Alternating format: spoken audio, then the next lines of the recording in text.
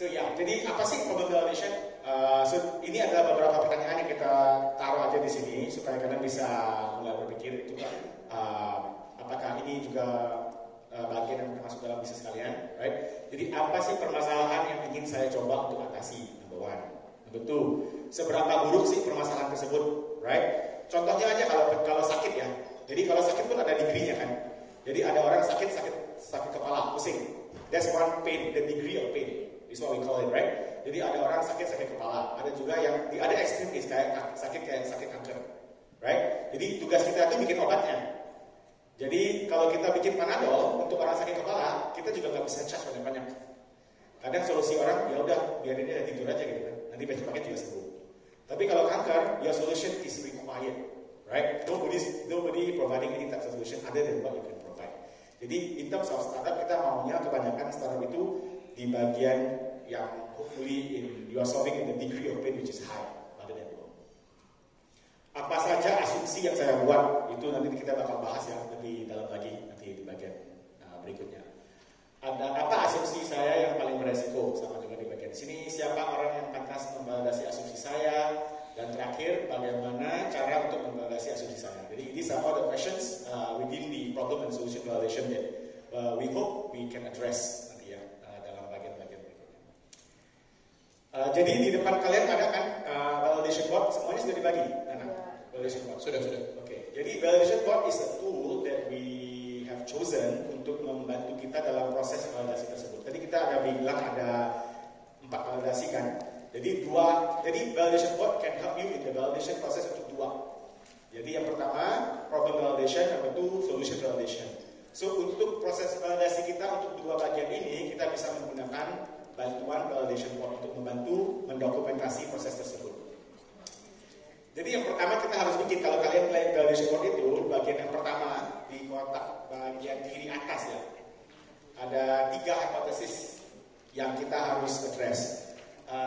Hipotesis permasalahan, problem hypothesis, hypothesis consumer, which is consumer hypothesis. Basically, who are we solving the problem for? Siapa sih yang kita menyelesaikan masalah ini untuk siapa? Dan the last one is solution hypothesis. Jadi solusi apa sih yang kita punya sebagai hipotesis yang akan kita coba untuk validasi.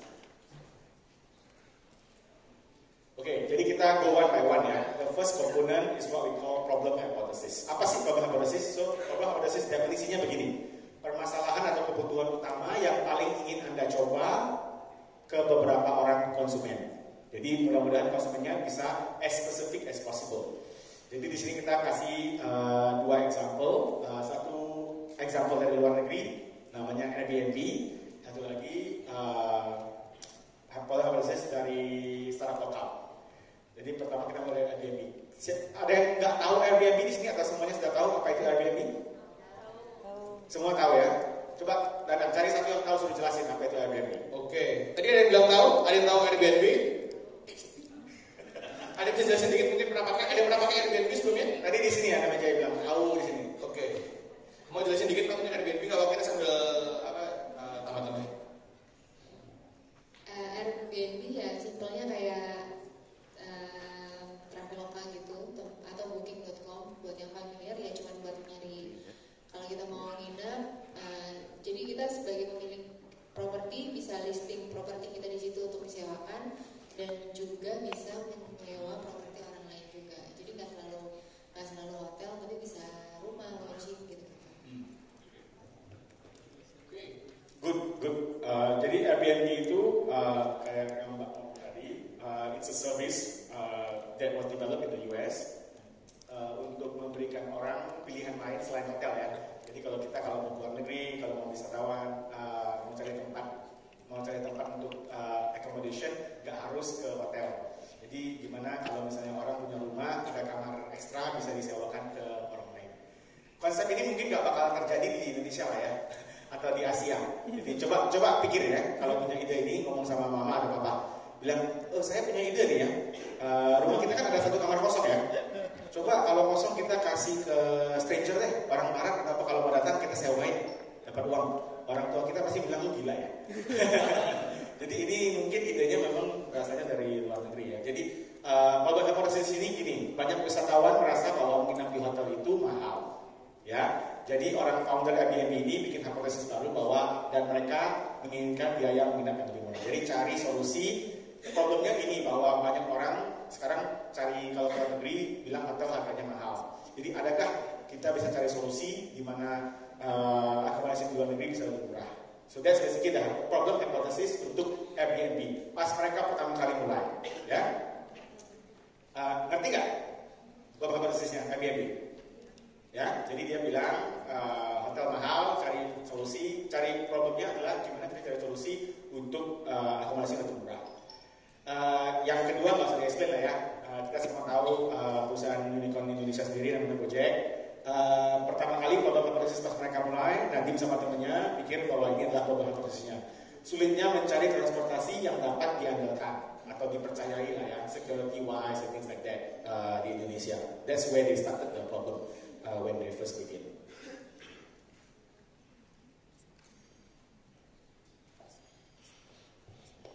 Next. Jadi next.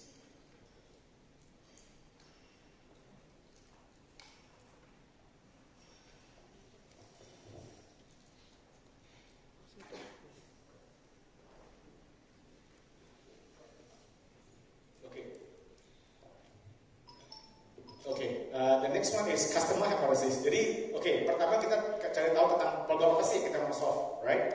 Yang kedua is customer hypothesis. Siapa sih yang kita kira memiliki problem yang tadi kita define on the problem hypothesis, right? Jadi sekelompok orang yang mempunyai permasalahan atau kebutuhan yang sama yang tadi kita sudah define.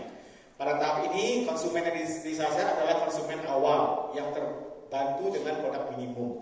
Jadi in this case in English we call it early adopters. Jadi who are out there as part of the customer that we think are potential has the biggest pain, right? Who is experiencing that problem and facing it the basic pain. Jadi walaupun solusi kita nggak perfect, mereka tetap butuh karena mereka nggak ada solusi-solusi lain dari apa yang kita bakal offer.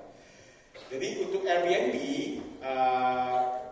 target customer pertama pas mereka mulai itu tahu bahasa Inggris namanya backpackers. Apa itu bahasa Indonesia? Backpackers juga ya? Ya, backpackers. Ya, jadi ini orang yang kalau keluar negeri bisa tinggalnya di jalanan atau di rumah-rumah orang, nggak di hotel karena mereka lagi cari ongkos yang lebih murah, right? So the target market was backpackers. Kalau Airbnb mulai dari awal targetin business customers, kalau misalnya orang kalau keluar kota untuk bisnis, masuk akal nggak menurut kalian? Bisa jalan nggak? Kenapa? Kalau kamu yang bayar untuk ongkos berangkat ke luar negeri dan tinggal di luar negeri itu dibayar dari perusahaan sendiri, mau nggak di Airbnb? Nggak mau. Mau, ya. Kalau sekarang Airbnb mungkin lah, yang lebih bagus ya. Tapi zaman dahulu di rumah orang, tidur di sofa, mau nggak? Yang bayar kan bukan saya, kan perusahaan. Ya tinggal di bintang 5 lah, ya. Di Sheraton Hotel orang-orang. Pasti milih yang bagus. Ya, jadi itu maksudnya. Jadi setiap problem ada specific customer that has the biggest pain that you want to solve. Jadi kalau pertama kali sudah target di bisnis travelers, kemungkinan mungkin nggak jalan, right? Tapi pertama targetnya itu backpackers. Jadi the pain we know is the most. Karena mereka lagi cari solusi di mana ongkosnya mau dikurangi sekecil mungkin. Kalau untuk Gojek di sini timnya bilang masyarakat konsumen yang membutuhkan transportasi yang praktis dan dapat diandalkan. Yang pertama juga bukan mobil kan, juga orang yang mencari ojek, jadi biaya yang lebih praktis, lebih convenient. Convenientnya ada, cuma biaya yang lebih kurang. Tapi problemnya mungkin bukan dalam masalah keuangan untuk Gojek ya, tapi service yang bisa diandalkan. Jadi on demand. Jadi setiap pun saya mau dalam beberapa menit saya bisa mendapatkan service yang saya butuhkan. Itu adalah problem yang di-solve oleh Gojek dari pertama kita mulai. Dan yang terakhir itu solusi, right? So solution hypothesis. Jadi kalau dalam bentuk Airbnb, solusinya adalah sebuah platform yang memberikan pilihan kepada pemilik properti untuk menyediakan penginapan yang murah. Jadi kita ngomongkan. Dan solusi pertama kali yang dilemparkan ke market dari tim Airbnb itu bukan hanya tempat tinggal, tapi juga ada makanannya. Right? If you know what Airbnb stands for air, bed, and breakfast. Jadi ada breakfastnya. Jadi pas pertama kali mereka lemparkan platform transform mereka ke market, semua orang yang mau sewa rumahnya ke orang yang mau tinggal di situ harus bikin breakfast.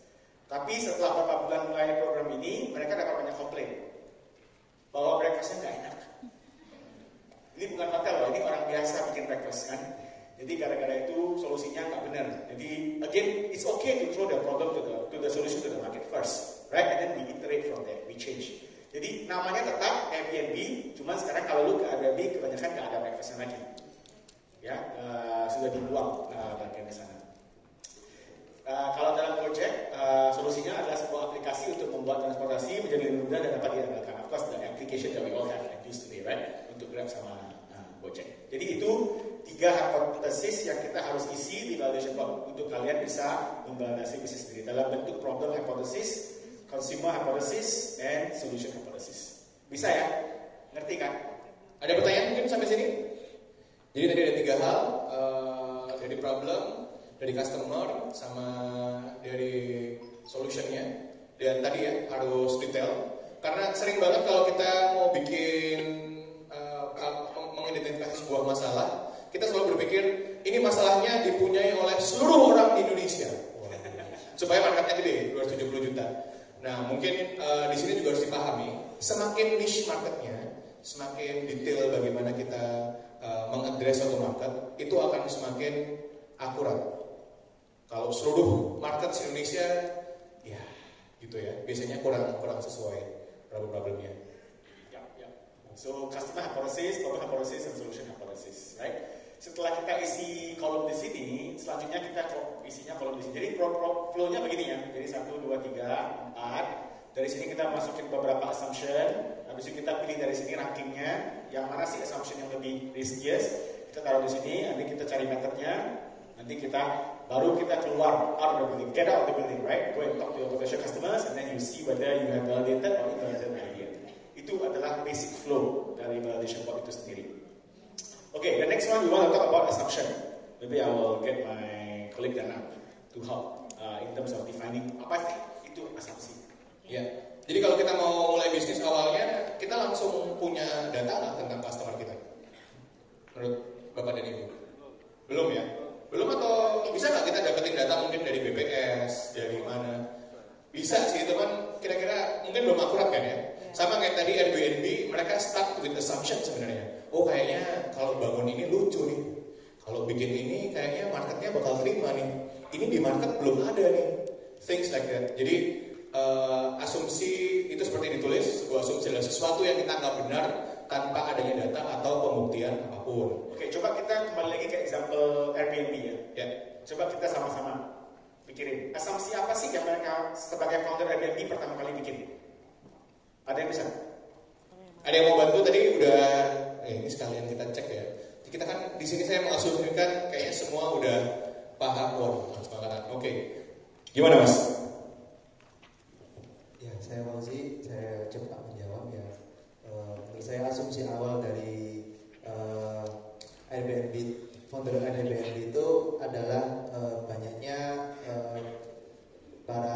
banyaknya orang yang memiliki properti yang nganggur dan kesulitan untuk menyewakan ke orang lain, tapi ingin dengan adanya Airbnb ini ingin menjawab problem tersebut.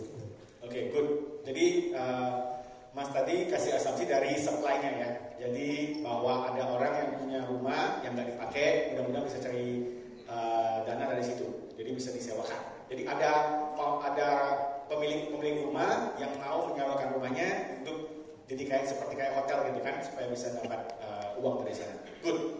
Ada lagi asumsi-asumsi lain yang kalau kita sebagai founder Airbnb kita harus buat untuk pertama kali bisa maju di bisnis ini. Ada lagi mungkin dari sebelah sini? Ada yang mau share? Dan tadi udah disampaikan? Jangan. Ya. Ibu itu. Mana tadi? Mana tadi? Oh. Terbatasnya akomodasi murah yang nyaman. Bisa membuat akomodasi yang murah dan aman. Nyaman. Oke. Good. Ada lagi? Gede di sini ya.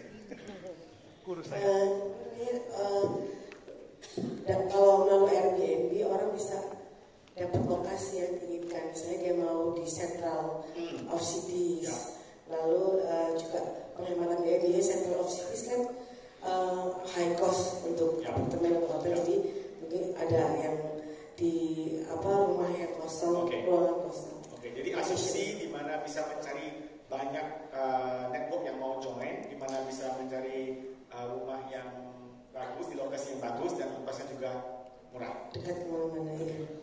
Oke. Ada lagi? Sini tadi. Dari konsumennya coba, asumsi dari konsumennya. Ini kan semua dari supplier ya. Jadi yang pemilik rumah, coba ada lagi nggak asumsi yang harus dibikin atau diambil dari konsumennya sendiri. Jadi orang yang mau pergi holiday sekarang daripada pilih hotel, mau pilih rumah stranger yang kita nggak kenal sama sekali. Di luar negeri lagi. Apa asumsi yang dibikin di sana? Oh ya, saya Abisar dari komunitas Saudagar Belajar. Menyambungin tadi, asumsinya mungkin dari itu ya, permasalahan yang dekat wisata, misal wisata alam itu biasanya yang dekat itu bukan hotel maupun penginapan yang mewah. Jadi mungkin rumah warga yang dekat fasilitas itu bisa jadi di kecil. Oke, bagus. Hampir sama ya. Jadi satu lagi nih, asumsi paling penting, yang beresiko paling berat. Kalau salah itu bisnisnya nggak masuk sama sekali, nggak jalan.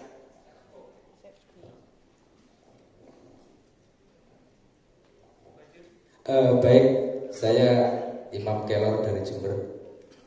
Saya punya asumsi bahwa sebagai customer ketika berwisata di tempat yang jauh dari pemukiman, jauh dari penginapan yang standar, saya berpikir kalau ada penginapan yang dekat dengan lokasi, nah ini akan saya pilih. Itu efisiensi, yang kedua tentu waktu dan lain-lain. Seperti itu asumsinya. Oke.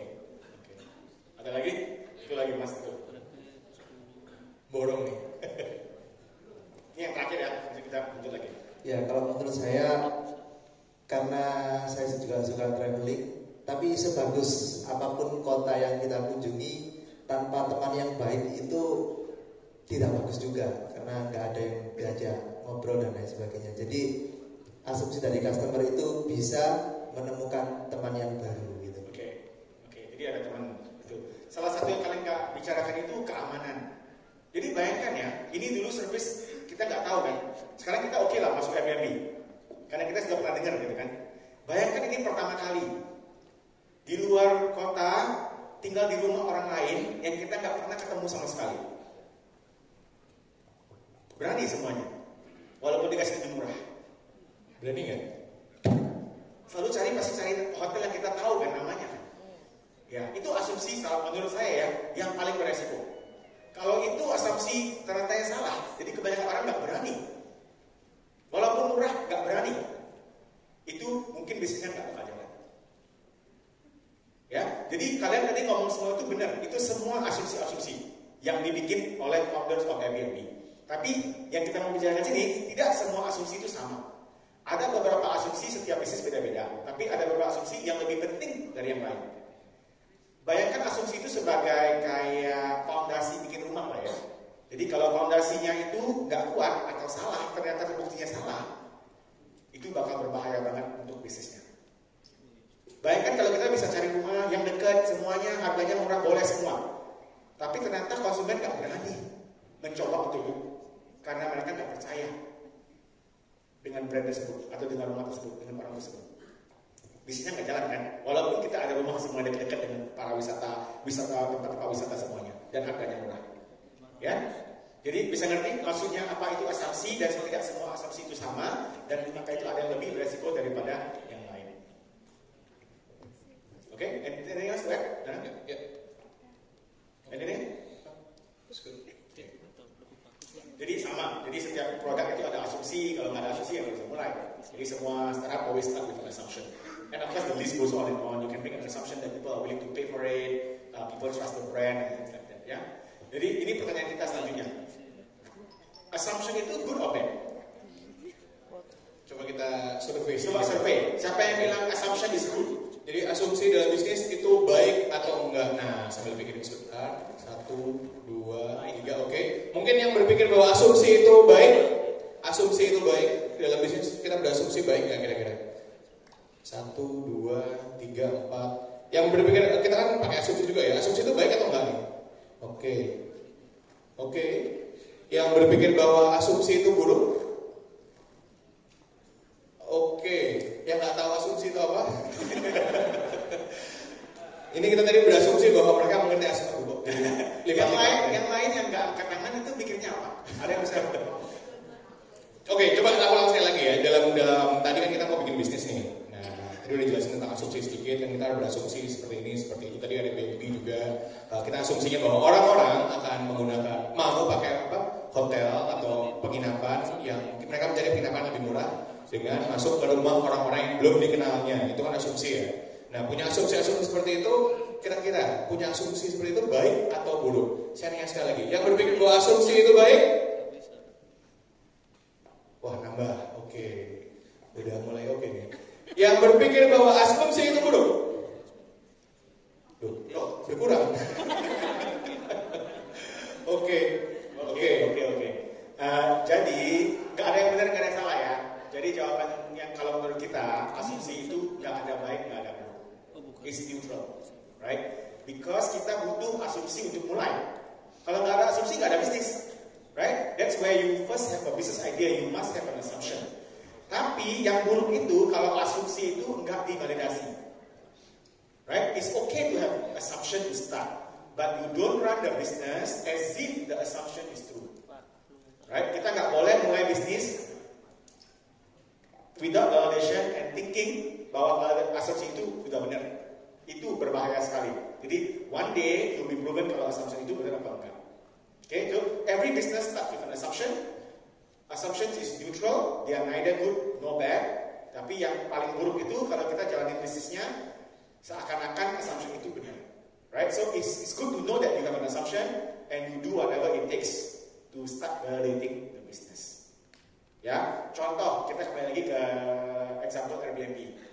Jadi bisa dua cara. Kalau misalnya tadi kita bilang ada resiko ya, bahwa kalau kita nggak kenal tempatnya kita mungkin nggak bakal book atau itu.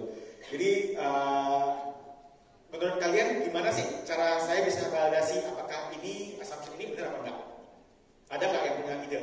Gimana saya bisa cari validasi untuk dalam masalah ini? Dalam assumption satu ini, apakah orang-orang wisatawan itu berani membook rumah strangers yang dia nggak kenal, tapi harganya lebih murah? Ada punya ide bagaimana cara ini? Validasinya? Oke. Questionnaire. Oke, that's one example. Good. Yang lagi?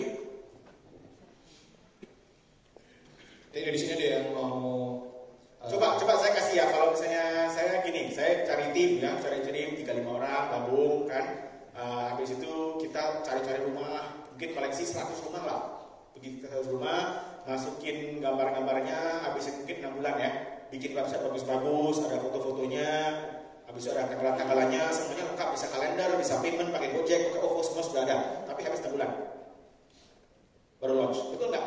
Do you think this is a good step to validate? Siapa yang setuju bahwa ini adalah cara bagus untuk validasi? Jadi kita bikin produknya dulu, paymentnya jelas. Cari rumah, 100 rumah, orang yang punya rumah, yang mau disewakan, kita masukin ke website. Habis 6 bulan, cari tim IT, mungkin kira-kira 500 juta lah ya. Bikin timnya, gajinya, habis itu bikin server semua. Habis itu kita launch. Baru kita tahu jawabannya, apakah orang mau book apa enggak. Gimana tuh? Good method to validate? Good. Oke, yang lain gimana? Itu good. Oke, good. Ada 2 bilang good. Yang lain setuju bahwa siapa jadi yang nggak setuju? Ada nggak setuju? Oke. Boleh coba disampaikan yang menyampaikan kenapa nggak setuju ya? Ada yang menyampaikan mungkin nggak setuju gimana? Kalau menurut saya ya, yang pernah gagal membuat startup mengukur validasi di awal itu harus dilakukan terlebih dahulu. Jadi baik lewat kuesioner ataupun sampai startup kedua saya ini, saya sampai mewawancarai di seluruh mall yang ada di Surabaya untuk mencari sebanyak-banyaknya data mengenai apakah solusi ini dibutuhkan atau tidak, gitu sih. Karena kalau sudah terlalu mengeluarkan uang banyak terus kemudian itu bukan menjadi solusi, ya buat apa? Good, one example. Jadi survei ya, sampai sama dengan tadi Ibu itu focus group, cari orang, interview gitu semua. Ada lagi cari solusi lain? Ada yang mau propose solusi lain? Meja tadi?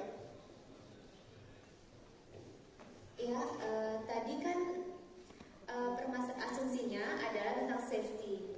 Jadi menurut saya validasinya adalah dicoba aja, ditawarkan. Misalnya ini berupa coach aja, itu ditawarkan aja melalui sosial media atau apa. Kira-kira ada yang berani nggak untuk booking di situ? Itu aja. Good. Her answer is exactly the real answer what the founders of Airbnb did. Ya, bahwa daripada habis 6 bulan koleksi 100 rumah, bisa juga interview juga nggak masalah. Cuman karena kalau interview orang ngomong ya saya bakal sewa kok. Tapi benar nggak kalau saya benar buat itu bakal disewakan? Tapi saya juga nggak mau habis 6 bulan bikin website 500 juta untuk jawaban. Coba kalau jawabannya salah, wah rugi dong 6 bulan sama 500 juta. Ya, jadi what you can do is like what the Airbnb founders did. Jadi mereka cari solusi. Problemnya mulai dari segini.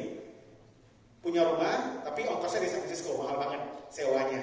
Jadi mereka nggak ada kamar ekstra, cuman ada ruangan di ruang tamu ada ekstra.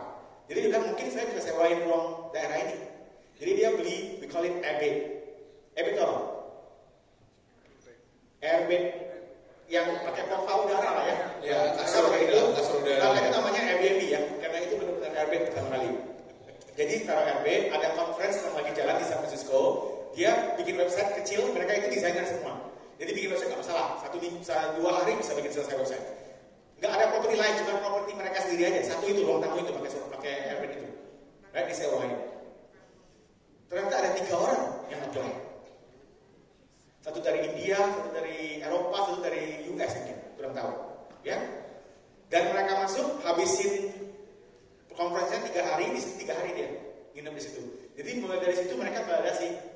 Dan validasi ini paling bagus kenapa? Karena nggak habis waktu, benar-benar jawaban yang benar. Karena orang-orang 3 orang ini benar-benar bayar uang untuk tinggal di rumah mereka. Ya, itulah validasi menurut kita yang paling impactful dalam bentuk bisnis Airbnb. Yang pertama lumayan, tapi kekurangan karena nggak ada bukti bahwa orang mau bayar uang.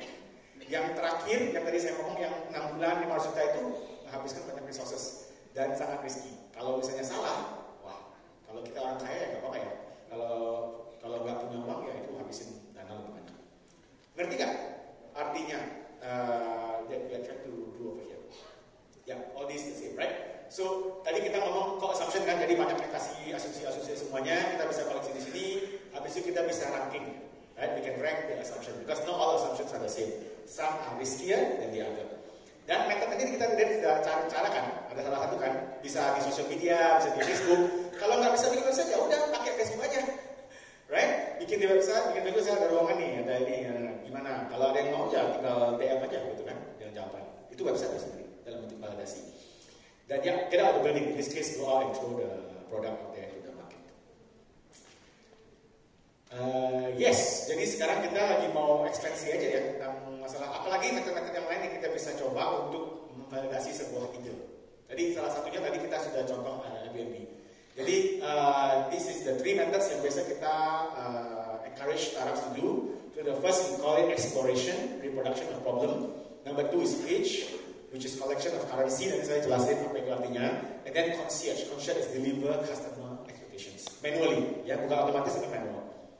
Jadi first one is exploration. Exploration itu hampir sama dengan yang Mas tadi ngomong itu. Jadi sebelum saya mulai, saya mau tahu apakah problem ini benar-benar ada nggak sih. Jadi saya pergi interview. Jadi siapa sih customer saya ke situ ngomong, nanyain, jelasin apakah ini masalahnya. Jadi benar-benar dari mulut mereka sendiri bilang, oh iya benar Mas, saya ada masalah ini. Bukan saya bikin sendiri masalahnya ya, tapi benar-benar dari customer, bukan hanya satu, tapi beberapa ngomongnya sama. Bahwa ini adalah masalah yang saya butuh bantuan untuk mencari solusi. Itu nomor 1. So that's basically exploration of reproduction of problem, right? Interview secara langsung nomor satu paling baik. Membuat survei dan riset penting, tapi mungkin step kedua, bukan step pertama. Step pertama kita selalu encourage face to face interview. Kenapa? Karena kalau kita bikin survei, we basically make an assumption that we know the answer. Karena kalau kita bikin survei, kita kasih pilihan kan, A, B, C, sampai D. Coba kalau jawabannya E, kita nggak tahu. Ya, jadi kita we call it leading question, right? You basically lead them to the answer that you want to know. But kemungkinan jawaban itu A, B, C, D semua salah, mungkin E. Jadi itu nggak bakal ke-discover. Jadi for the first step, we always encourage people to do interview. Fokus dulu, dimana kita bisa face to face, ask open-ended question, not close-ended question. So qualitatively number one itu dulu. Nanti kalau sudah qualitatively selesai, now we want to talk about statistics, right? Kalau cuma 3 orang ngomong ya oke lah. Tapi kalau 3.000 orang ngomongnya sama, wah itu meaningful banget, right? So after the qualitative, then we can do the quantitative. Jadi sudah bisa tahu juga apa yang mau ditanya, jawaban apa yang mau dipilihin. Karena semua itu sudah di-guide dalam bentuk kualitatif dari focus group sampai interview kita sudah buat di fase pertama. Fase kedua kita bisa bikin survey atau riset. Yang this is what we call focus group improvisation. Okay. Ngerti ya? Right? So that's the reproduction of problem yang paling penting kalau kita mau bikin riset. Pertama itu dulu. Yang kedua we call it collection of currency. Jadi gimana kita bisa buktikan kalau orang itu benar-benar punya masalah dan kalau kita kasih dia solusi ini atau dalam bentuk solusi ini mereka mau membayar sesuatu or something that is meaningful to them. Tidak semua dalam bentuk uang, but the best form of validation is money, right? Like what the lady just now suggested. Taruh di social media, jual aja ruangannya. Kalau orang beli, dia bakal pakai uang. That's the best validation. That means people is willing to open their wallet, kasih kamu uangnya. The best validation in town, right? Kalau lu bisa dapat itu banyak-banyak, pasti ada visi yang bakal ngomong di dalam bisnis tersebut, ya. Tapi nggak semua bisnis is as lucky as that, right? Sometimes the problem is so big that you might not be able to get people to open their wallet. Tapi ada beberapa currency lain yang mungkin kita cari, yang bisa membuktikan bahwa ini problem benar-benar interesting dan banyak orang yang memiliki produk tersebut. Jadi salah satu contoh yang kita bisa tunjukkan namanya landing page. Ada sini yang kenal namanya landing page. Coba apa? Pak, landing page itu apa? Coba dijelasin untuk supaya orang lain bisa tahu. Landing page itu halaman awal dari sebuah website, mungkin bisa dijadikan. Oke, good, betul, right? So that's basically halaman awal dari sebuah website. Jadi kalau satu website punya 20-30 pages, kita mungkin nggak perlu seperti itu. Satu page aja dicoba. Jadi kalau misalnya full website butuh waktu 3 bulan untuk bikin, mungkin landing page bisa bikin dalam 2 hari, ya, karena itu landing page-nya aja. Dan kita bisa membuat presentasi untuk menjual ide tersebut, walaupun ide itu belum jadi kan. Jadi konsepnya begini, bisa nggak kita jual ide itu sebelum konsep itu memang terjadi? In startup world we call it fake it till you make it, right? So can we fake it? Bukan ngajar untuk berbohong ya, cuman maksudnya kita bisa menggambarkan nggak untuk orang, untuk ngetes apakah problem ini benar-benar eksis. Ada juga orang bikin crowdsourcing platform, tahu Kickstarter atau Indiegogo? Pernah dengar? Atau kita bisa mungkin kalau di Indonesia? Pernah dengar kita bisa? Kita bisa? Tapi kita bisa mungkin buat pembuatan produk ya? Ya, jadi itu juga kebanyakan produknya belum jadi. Cuman mereka taruh dulu idenya, taruh dulu konsepnya, taruh dulu videonya, jadi orang pre-order. Jadi sebelum kita buat produknya, orang sudah bayar dulu. Right? Jadi uang itu yang kita, that's the best form of validation, right? People tell you that, hey, this product is interesting. Jadi ini uang saya nih, saya beli dulu. Kalau jadi nanti kasih. So that's basically the concept of what we talk about, membuat program pengumpulan dana. Dan terakhir kita juga pakai social media. Jadi social media can be used as a tool to help us to validate a particular idea. Facebook bisa, Twitter ada, Instagram bisa. Indonesia kan paling populer kalau sosial ya. Jadi semuanya pasti bisa.